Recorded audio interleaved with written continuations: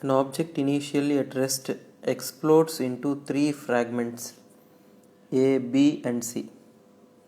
The momentum of A is pi cap and that of B is root 3 p j cap, where p is a positive number.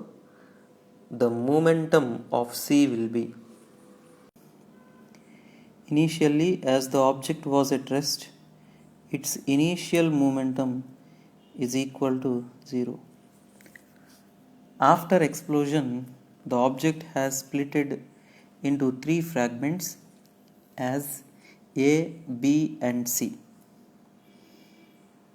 So now let us consider a coordinate system, x-axis and y-axis. Let us suppose the object was at origin.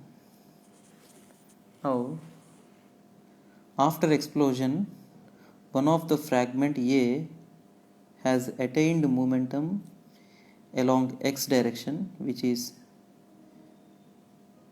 pi cap.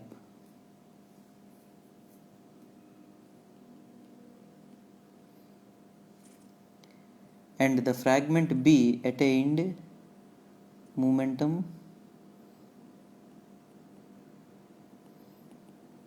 root 3 p j cap.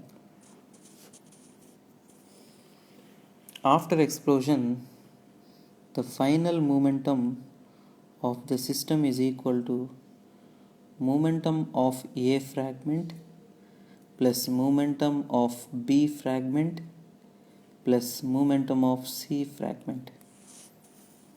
As the explosion has taken place due to the internal forces, we know that internal forces cannot alter the momentum of the system. Therefore, initial momentum is equal to final momentum. Substituting the values here in this equation, we get momentum of C fragment as negative of p I cap plus root 3 p j cap.